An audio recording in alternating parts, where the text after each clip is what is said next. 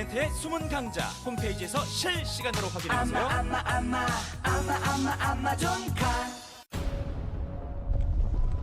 대한민국 활동력의 시대 호르반이 온다.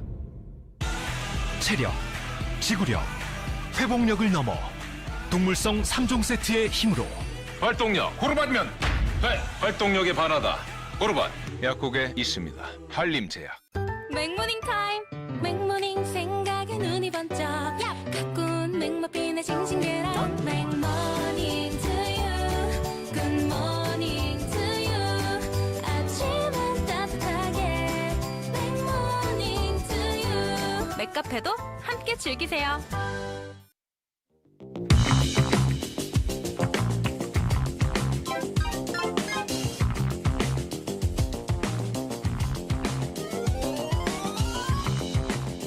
여야의 정치 고수들과 함께 뉴스의 미래를 예측해보는 시간입니다. 뉴스게임 예측의 달인 여야의 정치 고수 두 분과 함께합니다. 최재성 전 수석 그리고 김성태 전 의원 어서 오십시오. 예, 안녕하세요. 뉴스거리가 너무 많아가지고 오늘은 뭐 본론으로 바로 들어가야 될 것 같은데 OX 그 판넬 그 판때기는 왜 안 가지고 오셨어요 두 분? 놓고 오셨어요 대기실에? 얼른 가지고 오세요. 자, 우리 PD가 제일 중요한 걸 놓고 오셨네. 자, 이 판때기라는 크기가 됩니까? 자, OX 판때기 준비됐고요. 뉴스 게임 본격적으로 출발하죠. 어제 윤석열 대통령과 이재명 대표 간의 영수회담을 위한 2차 실무회동이 열렸는데요. 일정과 의제 조율이 불발되면서 일단 이번 주 회담은 물 건너간 듯 보입니다. 이러다가 정말 회동 자체가 무산되는 건 아닌지, 과연 윤석열 대통령과 이재명 대표 만날 수 있을까요? 없을까요? 들어주십시오. 네, 저는 동그라미. 두 분 다 O 드셨습니다. 이번 문제. 국민의힘의 새 지도부 구성을 앞두고 여러 하마평이 나오고 있죠. 그중에서도 나경원 당대표와 이철규 원내대표가 한 팀이 되는 이른바 나이연대가 거론되고 있는데요. 나경원 전 의원은 어제 저희 뉴스쇼에 출연해서 관련 질문을 받고는 이건 아닌데 그냥 웃는다 이렇게 답했습니다. 이철규 의원도 자다가 봉창 두드리는 소리다 라며 일축했습니다. 그럼에도 불구하고 식지 않는 소문, 나이연대 가능성 있는 얘기일까요? 없는 얘기일까요? 들어주십시오. X. 최재성 X, 김성태 저도 X. X. 두 분 다 또 X 드셨어요? 아니, 세모들레다가 지금 따라 하시는 거. 3번 문제 갑니다.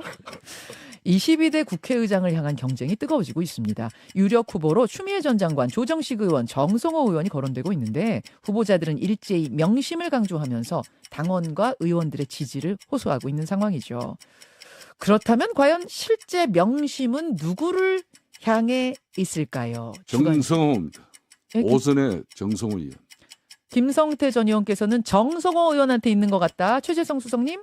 정성호 의원. 두 분 다 정성호 의원. 이따가 의견 들을게요. 아니, 명심인지는 모르겠으나 명심인지는 모르겠어. 잠시 후에 해설해 주세요. 4번으로 갑니다. 최근 윤석열 대통령과의 회동을 최근 윤석열 대통령의 회동 제안을 거절했던 한동훈 전 비대위원장. 그런데 한동훈 전 비대위원장이 비대위원들과는 만찬을 가졌다는 사실이 뒤늦게 알려졌죠. 이것을 두고 윤 대통령과 한 전 비대위원장 간의 정치적 결별이 분명하다라는 해석이 나오고 있는데요. 과연 이 두 사람 다시 가까워질 수 있을까요? 없을까요? 들어주십시오. X. O. 갈리셨네요. 김성태 O, 최재성 X 드셨습니다. 여기까지. 오늘 두 분이 의견 일치를 보신 것도 꽤 되고 마지막에는 또 갈리기도 하고 하나하나 좀 풀어보죠. 먼저 영수회담부터 가봅니다. 어제 2차 실무회동이 열렸는데 일단 의제 합의에 실패했어요. 어제는 실패했어요. 이번 주는 물 건너간 것 같고, 그렇죠? 네, 그렇습니다. 사실상 홍철호 의원이 이분이 이제 물론 굽네 치킨 창업자이면서도 상당히 축산 분야에 대단한 애착심을 가지고 있으면서 물론 대학도 그쪽으로 올라왔지만 이분은 모든 걸 기업도 그렇고 정치도 그렇고 지역 활동도 그렇고 예. 모든 걸 그냥 대화로 하는 거예요. 그러니까 신임 수석인 홍철호 정무수석은 그렇기 때문에 대화하고 자기의 어떤 입장을 먼저 결정 가지고 그걸 나를 따르라는 식의 방식의 정치보다는 예. 항상 이렇게 쭉 듣고 난 뒤에 예. 흔히 말하는 여론 수렴이라는 걸 하고 본인이 결정을 하는 그런 스타일이거든요. 그렇기 때문에 아무리 용산에 뭐 좀 입장이 있다 하더라도 민주당하고의 그 간극이 지금 어느 정도인지 그 간극을 맞추기 위해서는 일정 부분 시간이 필요해요. 그런 차원에서 어제까지 이제 2차 회동이 있었는데 네. 아직까지 이제 영수회담에 답을 얻어내질 못했죠. 네네. 예. 그런데 이건 저는 애초부터 이야기를 했는데 이번 영수회담을 가지고 어제 설정이다. 네. 뭐 어떤 이 만나고 나면은 그러면 성과물 결과물에 대해서 어떻게 어느 정도는 만들어내 그 자체에 뭐 그렇게 구속을 당하고 또 그렇게 거기에 함몰될 이유가 없어요. 이번에는 그냥 영수회담 만나면 된다는 거. 이재명 대표 입장에서는 내가 국정 운영의 파트너라는 어떤 그런 위치만 확고하게 이번에 확보하면은 이거는 민주당 이재명 대표 입장에서도 아주 대성공이고 지금까지 영수회담 하자고 그렇게 요구했던 이유가 예. 국정 운영에 내가 일당과 야당 예. 야당 대표로서 그거 하자는 거였거든요. 그러니까 딱 그 선으로 시작하면은 나머지 문제는 풀 수가 있어요. 만나기만 해도 이재명 대표는 얻는 게 많은데 예. 그래서 무산될 리가 없다 쪽에 손을 드신 거예요. 그렇습니다. 최재성 수석께서도 무산될 리 없다 쪽 손을 드셨네요. 근데 지금 분위기 봐서는 굉장히 삐걱거리는 거 아닙니까? 의제 협상? 이제 이런 거죠. 의제를 놓고 할 거냐 말 거냐. 예. 이런 건데 우선 이제 윤 대통령에 대해서 총선 이후에 사람들이 좀 착각하고 있는 것들이 있거든요. 어떤 겁니까? 윤 대통령은 불변의 이 지금 상황이에요. 불변이요? 안 변- 변한다고요? 변치 않습니다. 아, 스타일이 그렇다는 뜻입니까? 아니 국무회의 메시지가 그렇지 않습니까? 음. 국정 방향 옳았고 그래서 표현도 그래요. 아무리 국정 방향이 옳고 수많은 정책을 추진을 해도 국민이 변화를 체감하지 못하면 정부가 부족한 거다. 그리고 10가지를 나열해요. 에너지 정책부터 네. 주가 뭐 주식 정책 뭐 쭉 나열을 하면서 결국은 홍보와 소통이 부족했다. 이거거든요. 그래서 본질은 그냥 그대로 있고 그래서 소통하고 홍보예요. 그런 표피적인 것이 굳이 변화라면 변하기 때문에 국정기조나 이런 방향 이런 것에 대해서는 전혀 바꿀 의사가 없으세요. 네. 그렇게 판단하세요. 그래서 영수회담도 네. 사실은 협치 차원이 아니고 예. 일종의 소통 차원에서 만나자는 거거든요. 아, 협치라는 본질이 아니라 지금 소통, 홍보 차원에서 만나려고 하는 거다 보니까 지금 이게 잘 안 되는 그렇습니다. 거다? 이 정도 되면은요. 예. 이 정도 총선 결과면 예. 야당도 국정의 동반자다. 이 정도 수준에서 만나야 되는데 전혀 그럴 의사가 없거든요. 그러나 그런 소통, 표피적인 소통 차원에서는 할 겁니다. 그러니까 대통령도 의제가 있느냐 없느냐를 떠나서 만나기는 할 거고. 그 이재명 대표도 줄곧 요청을 해왔는데 네. 여기서 의제가 사전 설정되고 합의되고 이러지 않는다고 안 만난다는 것도 이재명 대표 입장에서도 어렵죠. 깨지게 되면 둘 다 마이너스이기 때문에 그렇습니다. 어떤 식으로 만나긴 만날 것 같은데 이제 가는 과정이 굉장히 험난할 것 같아요. 그러면 제가 이렇게 질문을 드릴게요. 만약 두 분이 지금 이 협상에 끼어들어서 중재를 하는 중재 역할을 맡으신다면 제안을 어떻게 하시겠는가? 어떤 중재안을 내시겠는가? 김성태 의원님. 저 같은 경우는 이제 네. 이재명 대표 그러니까 이제 이걸 아마 지금 홍철호 정무수석과 그다음에 이제 전준호 대표 비서실장하고 비서실장. 이렇게 몇 차례 만났는데 잘 네. 안 되면 두 분 성격상 네. 전격적으로 뭐 또 전화 통화를 해서 아, 우리가 아무런 구애 그리고 뭐 부담 없이 일단 만나자. 그래서 저는 이번 만남은 딱 정해진 거예요. 지금까지 영수회담을 끊임없이 요구했고 또 윤석열 대통령 입장에서는 그러니까 다자간 그러니까 여야 당 대표를 다 포함한 뭐 회담을 하자 그랬잖아요. 네네. 그게 아니고 영수회담 1대1이거든요. 네.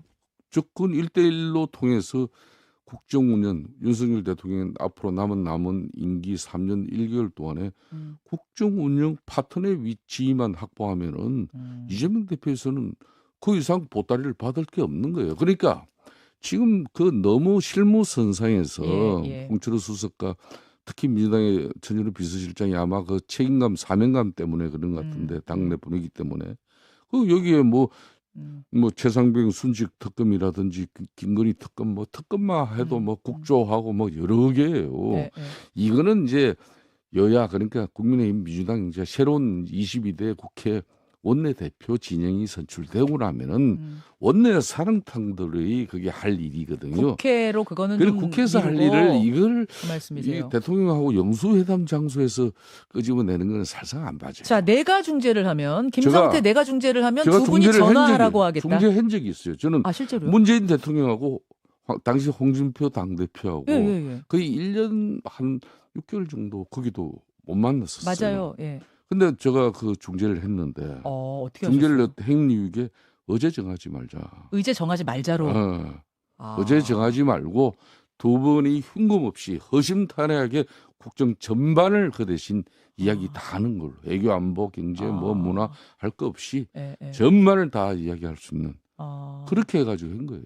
그랬더니 두 분 다 오케이 하셔서 예. 그때 된 거예요. 그렇습니다. 아, 그렇게 중재하겠다. 자, 최수성 님이 중재권을 가지고 여기에 지금 끼어든다. 어떻게 중재하시겠습니까? 저는 이제 야당 입장에서 중재하는 방법이 있고 네. 또 대통령 입장에서 중재하는 방법이 있을 거 아니에요. 그렇죠. 그 대통령은 뭐 어차피 말은 안 듣겠지만 민생을 방점에 놓고 네. 그래도 뭔가 성과를 내야 되니까 네. 한두 가지라도 좀 조율을 해서 네. 하는 게 좋다. 로 설득을 하고. 네, 그래서 나는 대통령은. 설득하겠어요.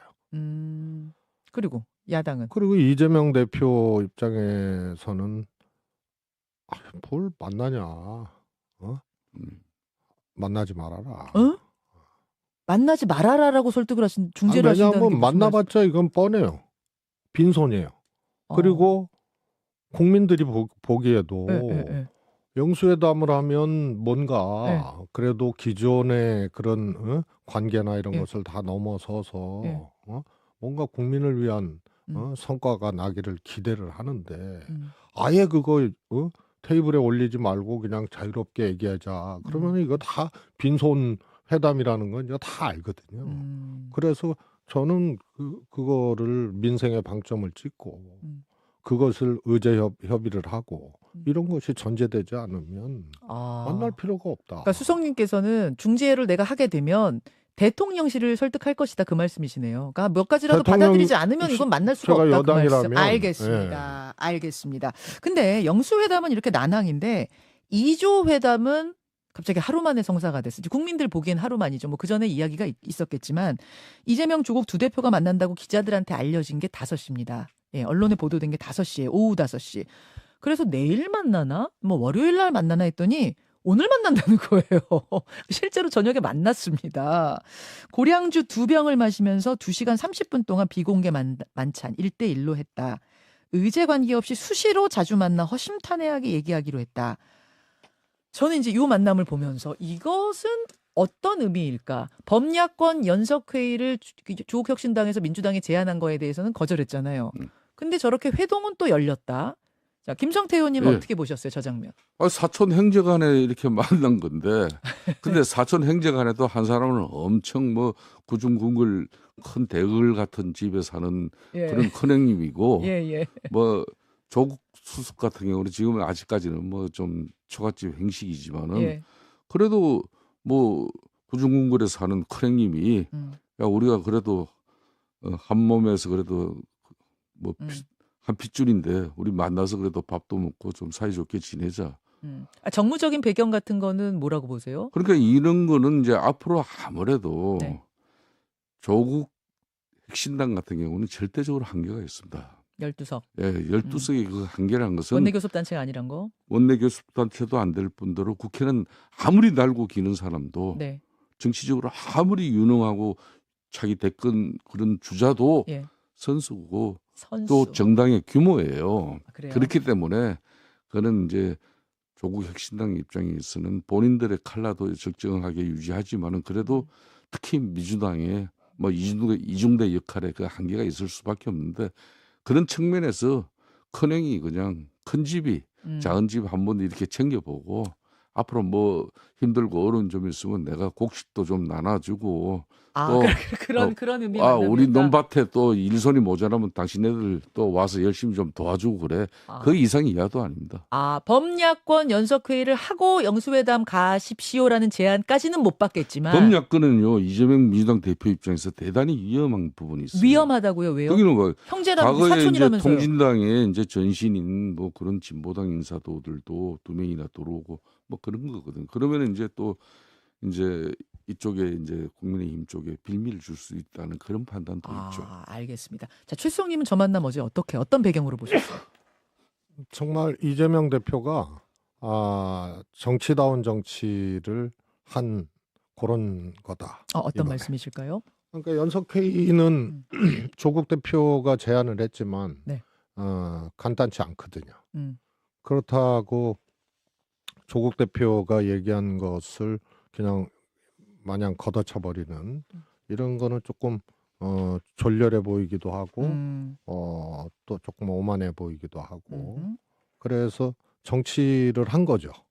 이재명 대표가. 적절한 선으로. 그래서 제안자는 만나고 연석회의는 아니고. 그래서 아주 적절한 정치를 했다. 예를 들면 면은 좀 살려주지만 또 선을 그어야 될 부분은 뭐 그런 정도 회담으로 보시는 거예요. 이게 앞으로 이제 조국 혁신당과도 협력하고 같이 가야 될 이제 길들이 있잖아요. 그런데 저런 제안을 조국 대표가 섭섭하다고 할 정도로 그런 제안을 그냥 무시하기가 참 어려운 상황에서 야권 연석회의. 아주 적절한 정치를 하신 것 같아요. 알겠습니다. 뉴스게임 여러분 함께하고 있습니다. 이번 질문 풀이로 좀 넘어가 보죠. 국민의힘 지도부 갑자기 나이연대라는 게 이게 수요일부터 뜨기 시작하더라고요. 나이연대 성사 가능성 두 분 다 아까 없다 드셨죠? 두 분 다 그럴 가능성 없다. 여러분 뭐냐면은 그러니까 친윤의 이철규 의원이 원내대표를 하고 비윤이라고 해야 될까? 어쨌든 친윤은 아닌 나경원 의원이 당대표를 하는 요 카드가 어떠냐? 뭐 구상하고 있다 이런 소문이 막 파다하게 수요일부터 있었던 거예요. 그래서 나경원 의원한테 목요일 출연하셨을 때 질문을 드렸더니 좀 황당해하시더라고요. 그래서 그냥 웃지요. 이러시고 이철규 의원도 기자들이 질문했더니 뭐라고 봉창 두드린 소리. 봉창 두드린 소리 하지만 그런데도 불구하고 왜 계속 이 소문은 가라앉지 않는 건가? 어디서부터 소문이 난 건가? 이건 어떤 분 먼저 하시겠어요? 김 의원님? 아무래도 지금 현재 국민의힘 사정으로서는 지금 현재 당 대표가 돼도 마찬가지고 사령탑인 원내대 대표가 돼도 마찬가지고 참 어려워요. 이제는 뭔가 민주당에게 절대적으로 협력과 협조를 구할 수 있는 협치 정국을 만들어 나가야 되는데 그 협치 정국을 못 만들어 나가면은 또 이 당대표 원내대표의 책임이 되는 겁니다. 예. 그렇지만은 그러려면은 협치 정국을 만들려면은 아무래도 용산에 절대적인 협력과 협조가 있어야 되는 것이죠. 그게 지금까지는 뭐 대치 국면으로 이렇게 있었다 그러면은 지금부터는 앞으로 국정 3년은 이제 그러니까 협치를 통해 가지고 실질적인 야당의 국정 운영에 그런 동반자 파트너로서 협력과 협조가 없으면은 또 아무것도 못하지 않습니까? 그러니까 야당과의 협치가 아니라 지금 대통령실과 협치 그러니까 이 말씀하시는 거예요? 연대라는 것은 예. 저도 원내대표를 했습니다만 선거를 이기기 위해서 예. 그러니까 마침 지금 현재 당대표 선거도 있고 원내대표 선거도 있는 겁니다. 그런데 당대표 선거는 빨라야 6월 말 7월 초인데 네. 그보다 훨씬 빠른 게 지금 원내대표 선거예요. 당장 다음 주예요. 예. 예. 그러니까 원내대표 선거 앞두면서 미리 일찌감치 이게 또 연대라는 것은 굉장히 치열하고 정말 한 치 앞을 내다볼 수 없을 정도로 치열한 경선 과정 속에서 아 니와 내가 힘을 합심해가지고 니 지지 니 지지 이래가지고 우리 각자 역할을 다 네, 성공시키자 나누는 거죠. 그런 건데 지금은 사실상 굳이 그럴 필요가 없어요. 자, 그러면 왜? 굳이 예. 경쟁자가 그렇게 심하지가 않아요. 맞아요. 이 어려운 상황이 되다 보니까 누가 선뜻 팔고도 붙이고 나서는 행국이 아니에요. 그러면 누가 이 나이 연대라는 걸 띄웠을까? 이 소문이 왜 났을까? 왜라고 보세요, 최수성님? 그야말로 호사가들이 얘기하는 수준 아니었나 싶어요. 아, 그래요. 네. 이것이 아니, 어떻게 아무런 나올 해야 될 이유도 없고요. 음, 그러니까 둘 다 선거잖아요. 원내대표 선거, 당대표 선거인데 연대라는 형식과 내용으로 해야 될 아무런 이유가 없어요. 아무런 이유가 원내대표 선거는 이철규 의원이 나가서 네. 그냥 특별한 이 조력 없이도 예. 뭐 될 수 있는 이제 상황이고 그 다음에 이제 한동훈 비대위원장이 사실 당대표 출마가 어려운 상황이라고 본다면 나경원 의원도 사실은 굳이 연대를 해서 당선에 꼭 필요한 연대이기 때문에 그런 필요성 때문에 연대해야 될 이유가 없는 거거든요. 그런데 이제 이런 해석은 나옵니다. 이철규 의원은 누가 뭐라 해도 핵심 친윤 아닙니까?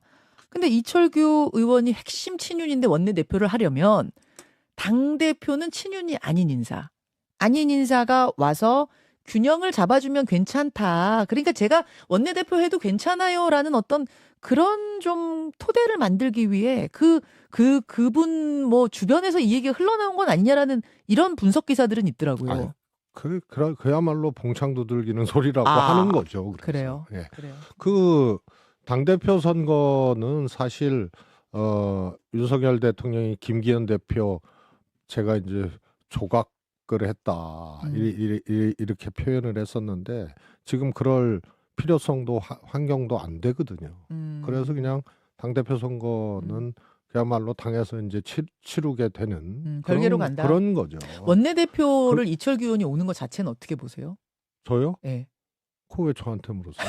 아, 야당이시니까. 야당에서는 어떻게 보시나? 저는 윤석열 대통령이 총선 참패하고 예. 진짜 좋게 얘기하면 바위처럼 끄떡없이 딱 버티고 있는 상황이라고 보거든요. 그래서 또 없어요.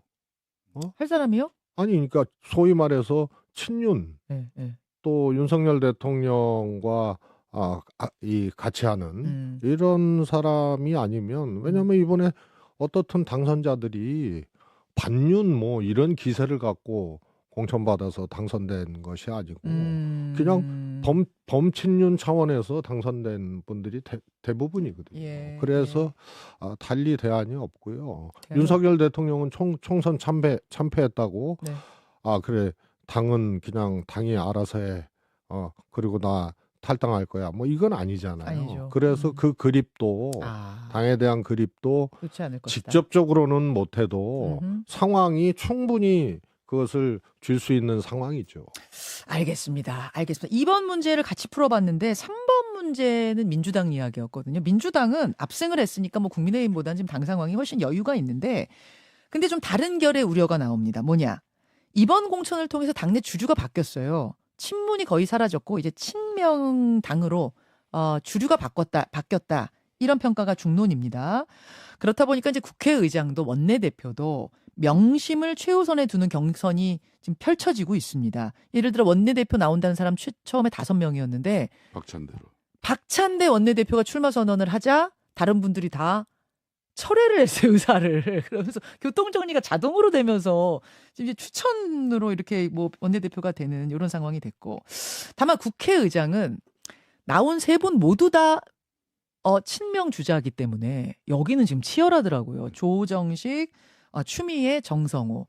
근데 두 분은 진짜 명심은 실제 명심은 아까 정성호 의원한테 있을 거다 그러셨어요. 김성태 의원님 왜요? 예.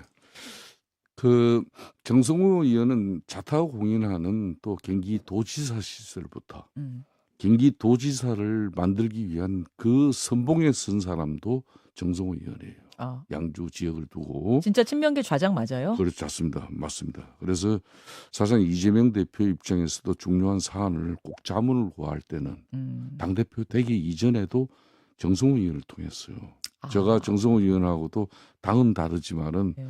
아주 뭐 형 동생하면서 친하게 잘 지내는 사람. 두루 원만하게 지내는 원만하죠. 스타일이시죠? 그리고 이 정성호 의원이 국회의장을 맡아야 이재명 입장의 독단과 전행의 그런 지난 21대 국회에 또 여소야대 똑같이 했잖아요. 168석 지금 네, 예. 175석 네, 예. 뭐 한 7석 차이지만은 그러니까 너무 일방적인 플레이를 통해 가지고 국회의장도 민주당에 그냥 끌려갈 수밖에 없었던 상황이거든요. 근데 그런 측면에서 정성호 의원은 제가 이렇게 오랫동안 이렇게 같이 의정 활동을 하면서 보니까 상당히 의회주의자입니다. 의회주의자다. 의회주의자예요. 그래서 대려 이재명 대표의 민주당이 좀 극단적이고 너무 단호한 입장을 가더라도 국민들하고 괴리가 약간 있다 그러면은 유일하게 이재명 대표를 설득할 수 있는 사람이 정성호 의원이에요. 그리고 국민의힘 여당 입장에서도 또 윤석열 대통령 입장에서도 국회의 실질적인 협조를 구하는데 가장 대화를 할 수 있는 그런 당사자가 정성호 의원. 자, 최수정님. 뭐 두 가지 측면에서 보면요. 네. 실제로 이재명 대표의 마음은 누구냐 이런 측면에서도 저는 뭐 정성호 의원이고. 정성호 의원 직접 뭐 이렇게 손을 들어주고 뭐 이러시지는 않겠지만 굳이 따지자면 그렇다는 거고. 그 다음에 만약에 명심이 작동하지 않아도 네. 의원들이 그렇게 읽죠. 누가 봐도 아. 이재명 대표하고는 정말 가장 적은 거리에서 가장 마음까지 서로 읽고 주고받는 그런 관계. 이재명 대표 또 어려웠을 때 그때도 한결같이 함께했던 그런 사람이기 때문에 명심이 작동을 안 해도 네. 그렇게 읽고 해석하는 거다. 알겠습니다. 여러분의 해석판은 여기까지 오늘 듣도록 하고요. 잠시 후에 손흥민 선수 아버지 손흥정 감독 인터뷰가 있는데 이분 이제 스케줄 때문에 어제 오후에 와서 좀 편안하게 저랑 녹음을 하고 가셨거든요. 그 내용 여러분 함께 두 분도 듣고 가세요. 고맙습니다. 예, 감사합니다. 감사합니다.